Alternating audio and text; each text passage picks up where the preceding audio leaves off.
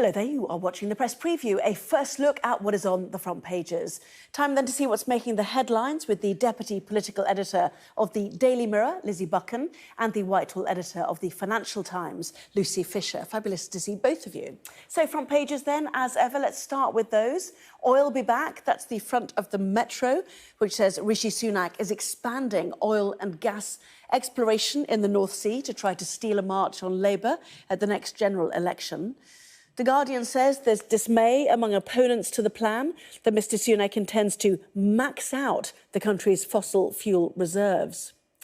Well, Lizzie's paper, the Daily Mirror, says Mr Sunak has caved in to his party's right wing and given the green light to energy giants to drill for more profits. While the Star berates the PM as arrogant for carrying on flying to engagements instead of taking the train like other people. The Eye claims an exclusive with a report warning MPs of the dangers of developing weapons with artificial intelligence, which it says would pose a risk to humanity. Another report leading the Telegraph says it's been now proved that COVID-19 lockdown damaged the emotional development of almost half of all children. The Express claims victory in a campaign it's been running to force high street banks to pass on interest rate rises to savers, after a week-long series of reports into alleged corruption among immigration lawyers. The Daily Mail reports that 3 firms have been closed down and the entire sector placed under investigation. And Lucy's paper, the Financial Times, reporting that consumer credit and mortgage approvals have jumped sharply in June, despite interest rates being at their highest in 15 years. Well, don't forget to scan the QR code that you can see on screen during the programme and check out the front pages of tomorrow's newspapers while you watch us. So let's head to our guests then, shall we? And speak to Lizzie Buchan and Lucy Fisher. Welcome to both of you. It's been a fascinating day, has it not? Why don't you kick off then, Lizzie, with the Metro, oil be back. The PM, the paper says, gambling the election on 100 North Sea drilling licences to the fury of eco-groups. That just about sums it up. Yes, the Metro gets straight into the sort of politics of this. So they say that the Prime Minister is gambling the election on this decision to sort of pursue further drilling for oil and gas in the North Sea. It makes the point that Rishi Sunak is trying to sort of outflank Labour on this. So one of the key things that both Labour and the Conservatives have been looking at is sort of how to differentiate themselves from each other as we head into the election, how to kind of find dividing lines to show voters, you know, that they stand for something different. And the environment is clearly something that both the Conservatives see that they think that they can attack Labour on. So obviously there's a big difference between the parties over what they want to do around oil and gas. Rishi Sunak today up in Aberdeenshire talking about the fact that they're expecting more than 100 new oil and gas licences to be approved in the autumn, whereas Labour has said that they want to ban if they were in power, that they would not grant new licences for oil and gas drilling. So that's kind of a key dividing line there that the Metro's really drawn out on this story. Well, indeed, this is divisive, isn't it? The Guardian, dismay as the Prime Minister vows to max out UK fossil fuel reserves, Lucy. Certainly in the Times yesterday, he talked about the need to be pragmatic and proportionate without burdening people with additional costs. But Sir David King, former Chief Scientific Officer for the UK, talked today about how the climate crisis is the greatest threat to our civilization ever. So where's the urgency? Does Rishi Sunak really not actually care about climate change?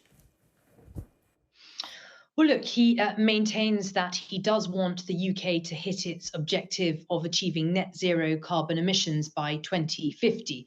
Of course, the lucky thing for him is that's still a target very far away. So he can say that he wants to abide by that goal while rowing back on some of the policies. And we heard over the weekend him talking about launching a review into low traffic neighbourhoods and being on the side of the motorist. Today in Aberdeenshire, talking about 100 new licences for North Sea oil and gas exploration, again, is a very consumer-friendly policy in an era where we've all seen our electricity and energy bills rocket in recent years. So I think Rishi Sunak has been able to sort of make the argument to some degree that we've seen from Russia's invasion of Ukraine and how that has precipitated these steep increases in the wholesale price of gas, that the UK needs to be more energy independent. He also points out that even achieving net zero by 2050, the UK still plans to have a quarter of its energy coming from North Sea, from oil and gas, so that might as well be from the North Sea. However, as you point out, he's coming under a lot of flack from scientists, from NGOs, the likes of Oxfam and Friends of the Earth, and also, significant voices in his own party. The former net zero czar on his own backbenches, Chris Skidmore, has been quick to criticise the latest shift against the green agenda in the party. I think there are also concerns from the likes of Alok Sharma, the former COP president, and Zach Goldsmith, the Tory peer. So it's certainly not cut and dry, this policy, that it's got sort of wholesale Tory support. And I think that, this is an issue where there's going to be more tension as we get closer to the election. Yes, you talk about energy independence, power up Britain from Britain was the phrase we heard today. And yet people pointing out we ship out, export 80% of North Sea oil and gas. It's private companies that make the profit, apart from the exchequer, I presume, getting taxes. We then re-import from elsewhere. So don't quite see how powering up Britain from Britain actually, rings true for many people. Your paper, the Daily Mirror, says the PM has caved into demands from hard-right Tories and big business. But does this put a wedge with both Labour and indeed the SNP, who are very fearful of upsetting Scottish voters and the tens of thousands of jobs that rely on the North Sea oil and gas industry, Lizzie? Yeah, it's undeniable that, the oil and gas sector is a huge employer in Scotland. And indeed, the Prime Minister was asked when he was up there today whether this was just a sort of canny political ploy to try and get some votes in the northeast of Scotland. He denied that and said it was, the best decision for the country. But there will be, you could certainly look at it from that sense that that is a key vote winner that, for the Conservatives, that they want to ensure that they're protecting jobs and that sort of thing. Obviously, for Labour, they would be arguing that they want to transition away from oil and gas, but by creating jobs in other spheres. And one of the points that we make in the Mirror today is that the Prime Minister has said that he's going to be putting all this money into fossil fuels, but where is the commitment towards renewable energy? Ensuring that the UK is not reliant on Russian oil and gas is important. Everybody would agree with that. But something like 4% of Britain's gas comes from Russia. So actually, a lot of 20% of North Sea oil is for use in the UK. There's a lot of this is actually perhaps not as the Prime Minister has billed it. And actually, there was an interesting thing today where an old tweet from Greg Hands, who is now the Tory chairman but was energy minister, from last year was saying that, this wouldn't necessarily, more gas exploration wouldn't necessarily reduce household bills. So while Rishi Sunak is pitching this as a cost of living issue, I don't think these licenses are not going to mean that people's household bills go down overnight or even in the foreseeable future. Well, indeed, years and years it takes, doesn't it, to get these, online. And just very quickly, last thought on this, Lucy, the commitment to green policy, he would say, is the 20 billion for these 2 carbon capture and storage projects. You might say proven-ish as schemes go, but also, a long time in delivery again. Where's the urgency, some might argue, for Rishi Sunak and his policies?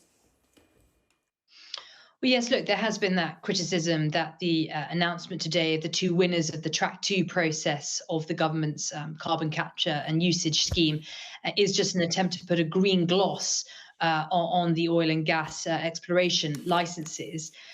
However, I think, look, there is interest in this technology. I think we have to sort of see what happens with that. But I think that there is, the government has also faced a lot of criticism for not going far enough on carbon capture to date.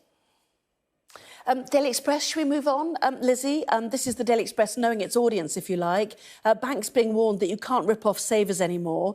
The suggestion, if you have savings, you're basically losing money because inflation is outstripping what you're getting, which is nowhere near, obviously, what we're seeing in other interest rates. What pressure can be borne, do you think, on the banks? What's the paper saying?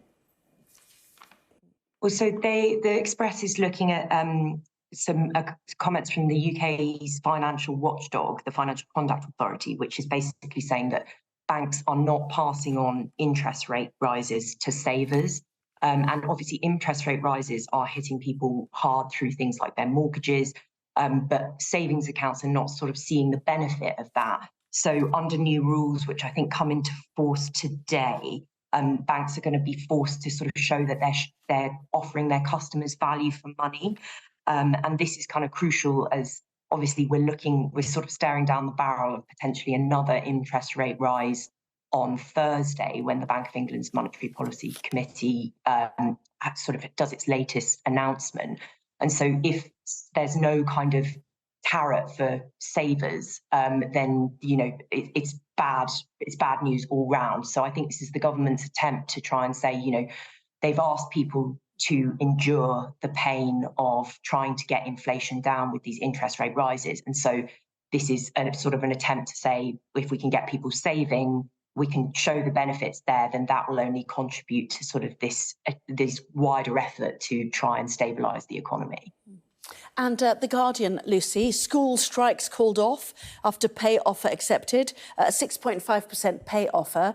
All eyes presumably on those sectors of the NHS that are still striking now, which is a real headache for one of Rishi Sunak's targets for the year.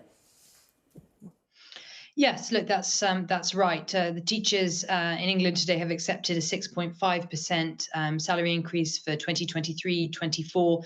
An increase of 6% has been offered to doctors, but as you say, junior doctors are still pressing ahead with industrial action. I think this is nonetheless a big moment for Sunak and, of course, for Gillian Keegan, the Education Secretary. You know, we've seen waves of disruption to school pupils this year, particularly in February, when we had those concerted 8 days of action that spanned teachers, but also nurses and train drivers. There really was a sense earlier this year that, you know, key parts of the country were not working due to industrial action. So I'm sure there will be a relief all around in Downing Street. But I think it's also worth pointing out that on average, this 6.5% increased offer is 2 percentage points more than the offer put to most teachers originally by the government. So in a sense, it also does prove that strikes do work in improving the negotiating power, the leverage of trade unions and the eventual offer on salary given to workers. Well, and I suppose that will feed into the radiographers, junior doctors, consultants who've had recent strike action and possibly plan more. And I'm seeing that the suggestion now is from the National Health Service that more than 835,000 appointments have now had to be rescheduled due to strike action across hospital, ambulance, mental health and community services since December. And that, they suggest, is likely to be an underestimate because not all trusts are able to supply their data. And that's a huge number of people now waiting for care, Lizzie. Yeah, I mean, it's an absolutely huge number of people missing routine appointments on top of the COVID backlog, and a real headache for Rishi Sunak, as you said, you know, of his commitment to get NHS waiting times down. Obviously, you know, the unions taking industrial action have always argued that people were waiting for long periods to get treatment anyway because staffing levels are so poor, that staff are burnt out, that there's sickness, that they haven't been able to recruit people. One of the big arguments the Junior Doctors Union, the BMA, has been making is that, you know, they can't keep staff, that people, you know, they're training up junior doctors who are then going to Australia where the pay is better and that they can have a better quality of life. So as Lucy said, you know, there is an argument to say that industrial action does work and that raising some of these concerns can get the government, really hold the government's feet to the fire over it. Obviously, people taking industrial action, people working in the health service, I don't think any of them would want people's care to be disrupted. But, you know, people I've spoken to, you know, doctors, nurses, all that sort of thing in our reporting around all of this industrial action, say none of them want to be doing this. They're trying to, you know, find a way to mean that to make sure that they're able to afford to live and that their jobs are manageable, but also to ensure that the health service can continue to operate in a way that, serves everybody within it. And if you've got no staff and you're like nobody wants to work there, then that's not going to work for the foreseeable future.